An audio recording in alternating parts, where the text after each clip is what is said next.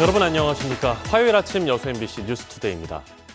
전라남도가 2020년 예산으로 8조 1,588억 원을 편성해 어제 도의회에 제출했습니다.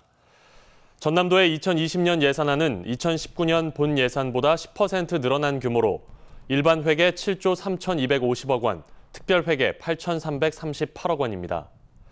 도는 2020년 예산안이 복지사업 확대에 따라 늘어나는 재정 수요에 적극 대응하고 일자리 창출과 미래산업 기반 구축 등 9개 분야 미래 주요 사업에 전략적으로 재원을 배분했다고 밝혔습니다. 국회 예산심사가 시작된 가운데 광양시가 현안 사업 추진을 위해 예산 반영을 건의했습니다. 광양시는 최근 국회에서 정인화, 송갑석 의원을 면담하고 중소기업 연수원 건립 400억 원과 지식산업센터 구축 190억 원, 남해안 휴게소 조성 180억 원 등 주요 사업들이 원활하게 추진될 수 있도록 협조를 당부했습니다.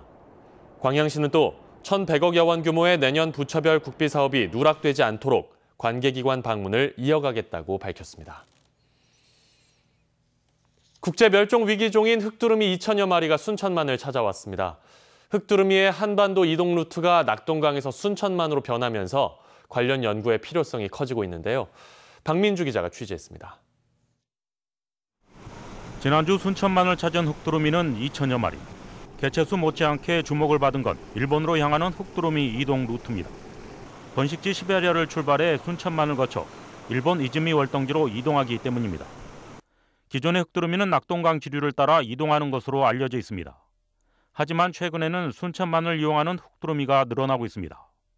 흑두루미 개체군의 이동 경로가 낙동강 배트를 타고 가던 것들이 지금은 대부분 내려갈 때는 순천만을 거치고 국내 흑두루미의 이동 루트 변화가 4대강 개발 영향인지 낙동강의 서식 환경 변화 여부인지 실제적인 연구 필요성이 커졌습니다. 과연 이게 4대강 사업 이후에 벌어진 문제점이냐 아니면 또 다른 환경 요인에 의한 문제점이냐라는 부분들은 좀 심각하게 연구를 해봐야 될 상황인 것 같습니다. 순천시는 지난 8월 한반도 두루미종과 서식지 보존을 위해 순천 선언문을 채택했습니다. 한반도 두루미 TF팀을 결성하고 환경활동가들과 자치단체가 참여한 만큼 이동 루트에 대한 연구도 앞으로 과제입니다. 국제 멸종위기종으로 보호받고 있는 흑두루미. 순천만이 한반도 이동 루트의 중요 기착지로 떠오르고 있습니다. MBC 뉴스 박민주입니다. 수십 년간 열악한 거주 환경에 방치돼 온 한센인 정착촌 주민들이 삭발투쟁까지 준비하며 시 행정에 반발하고 나섰습니다. 여수시가 오히려 마을 재생 계획에 발목을 잡고 있다는 건데요. 다행히 막판 대화 창구는 열려 있습니다. 박광수 기자의 보도입니다. 가축 분뇨 악취와 곳곳에 방치된 성면자재들. 한센인 정착촌으로 행정과 복지의 사각지대에 장기간 방치돼 온 여수 도성마을 주민들이 시 행정에 본격적으로 반기를 든 건 이달 초였습니다. 2년 가까이 공을 들여온 투자 유치와 마을 재생 사업을 시가 반려해 무산 위기에 놓였다는 겁니다. GS건설이 마을 앞 공유 수면에 92메가와트 규모의 수상 태양광 시설을 설치하고 이를 조건으로 주민들과 함께 진행하기로 한 마을 재생 사업. 정부 인허가 절차를 모두 마친 뒤 시의 최종 결정만 남은 상태였습니다. 황당했죠, 황당. 이거 이제 나 지금 이제 입술이 다 타버렸습니다. 도저히 주민들이 납득할 만한 그런 내용 같았으면 이럴 수도 있다 저럴 수도 있다 절망 속에서 이거 허탈해했죠 말하자면. 여수시가 제시한 반려 사유는 국유재산 사용 허가서 등 구비 서류와 선박 통행 보안 대책 등이 부족하다는 것. 하지만 권오봉 시장이 직접 제시한 속내는 달랐습니다. 근데 지금 GS건설이 제시하는 것은 제가 생각하는 기대치에 못 미치기 때문에 그래서 더 기여를 더 하도록 GS건설이 얘기를 하는 과정이 지금 그러는 것이죠. 이에 대해 GS건설은 더 이상의 조정은 어렵고 최초 사업 계획이 반려되면서 진행이 더 힘들어졌다는 입장. 이후 해양공간계획법과 여수시 조례 등 태양광 사업에 대한 기준이 강화돼 다시 재접수를 할 경우 사업 기한이나 규모를 맞추기가 사실상 불가능하다는 겁니다. 주민들이 삭발식까지 추진하는 등 반발이 확산되자 여수시는 업체 측과도 적극 협의하겠다며 한 발 물러섰습니다. 우리 여수시와 이제 주민 그리고 시행사가 같이 협의해서 이렇게 잘 처리할 수 있도록 일단은 이야기를 잘 됐습니다. 저희들이 할 수 있는 일은 여수시에 관찰시켜서 이루어낼 것으로 보고 있습니다. 주민들은 이번이 도시재생의 마지막 기회로 보고 사업의 불씨를 꼭 살려야 한다는 입장입니다. 여수시와 사업자, 주민들 간 향후 협의 과정이 주목됩니다. MBC 뉴스 박광수입니다. 전남의 일부 청소년 수련 시설들의 안전 불감증이 여전히 개선되지 않은 것으로 드러났습니다. 전라남도는 지난 8월부터 3개월 동안 여수시 등 도내 6개 시군 11곳의 청소년 수련 시설 안전관리 실태를 감찰했는데 안전관리 13건, 시설물 관리 15건 등 위법 사항 41건을 적발하고 해당 시군에 개선을 통보했습니다. 특히 이번 감찰에서 여수 등 3곳은 청소년 수련 시설에서 쓸 수 없는 건축 자재인 드라이비트, 샌드위치 패널 등을 사용 등록하고 화재 안전성 확보를 위한 상급기관의 기능 보강 권고도 무시했던 것으로 확인됐습니다. 광양시가 청년들의 창업과 일자리 알선을 위한 공간을 조성합니다. 광양시는 행정안전부의 청년 일자리 사업 예산을 포함해 모두 18억 원의 사업비를 들여 중마동에 창의 공간을 조성할 계획이라며 이곳에서 창업과 취업 프로그램을 운영하는 등 활용도를 높여나갈 예정입니다. 지상 2층 연면적 700제곱미터 규모로 다음 달 공사에 들어가는 청년 창의 공간에는 지원센터와 쉼터 등 다양한 시설들이 들어설 예정입니다. 지난달 여수에서는 승용차가 경운기를 들이받아 경운기에 타고 있던 50대 남성이 숨지는 사고가 있었습니다. 일반 교통사고로 처리될 뻔했지만 사고 일주일 만에 가해 운전자가 바뀐 사실이 드러났습니다. 강서영 기자입니다. 지난달 15일 저녁 7시쯤 여수시 소라면의 한 도로. 승용차가 경운기를 들이받아 경운기에 타고 있던 59살 정모 씨가 숨졌습니다. 사고가 난 현장입니다.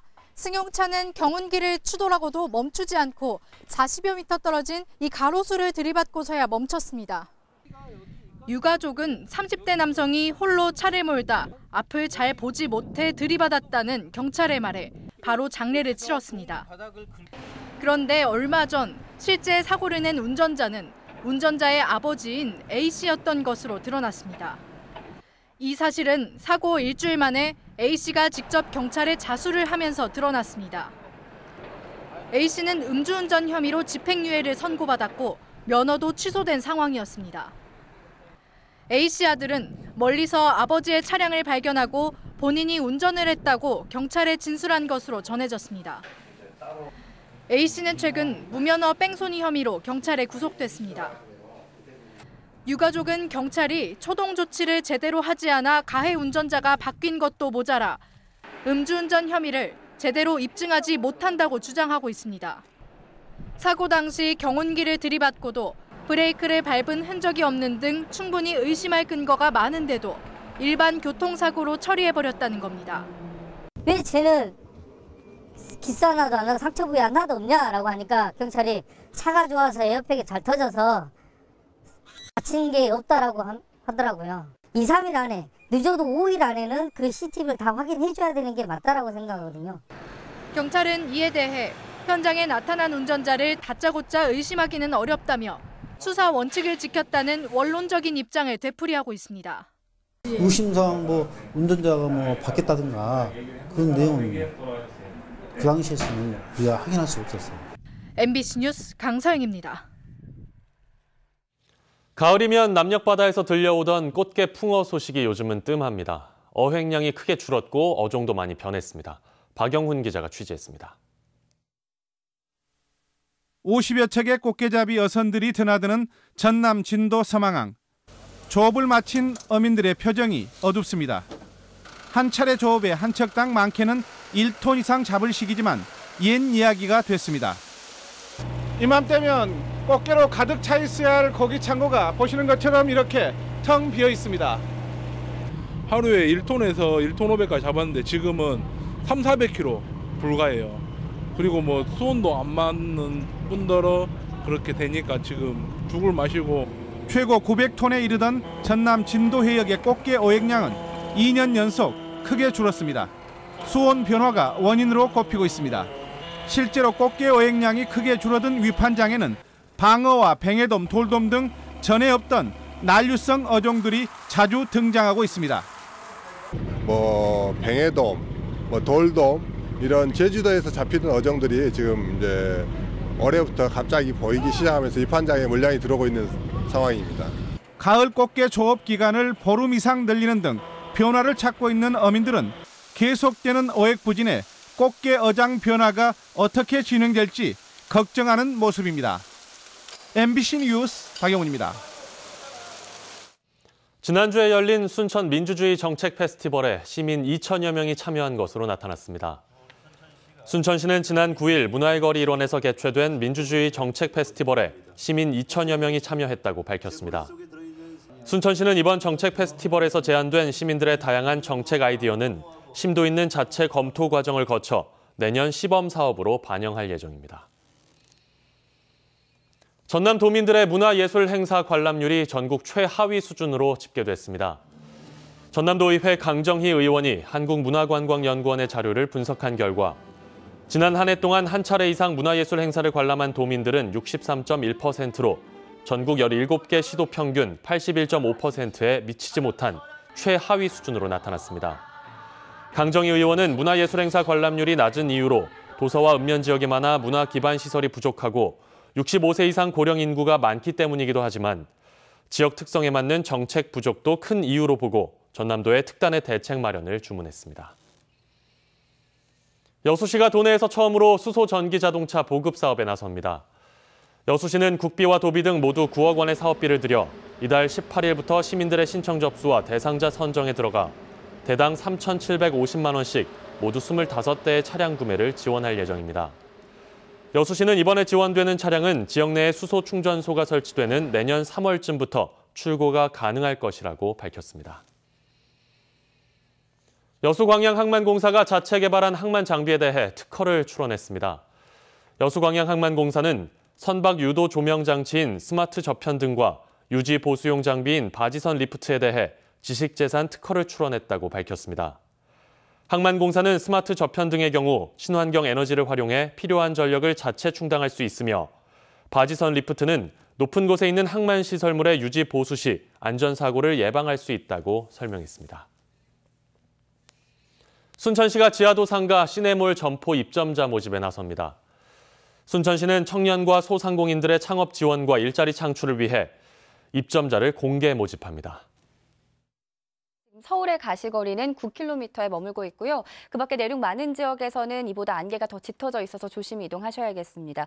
그래도 낮이 되면서는 안개도 걷히고 한낮 기온도 15도 안팎까지 올라서 예년 이맘때 가을 날씨를 보이겠고요. 수능 예비 소집일인 내일까지도 큰 추위 없을 텐데요. 단 내일은 차츰 서울을 비롯한 전국에서 요란스레 비가 내리겠고요. 수능 당일 아침엔 서울의 기온이 영하 1도까지 떨어지면서 한파 특보 가능성마저 있습니다. 또 이른 아침에 충남 서해안과 호남에서는 눈이나 비도 내릴 전망입니다. 내셨습니다.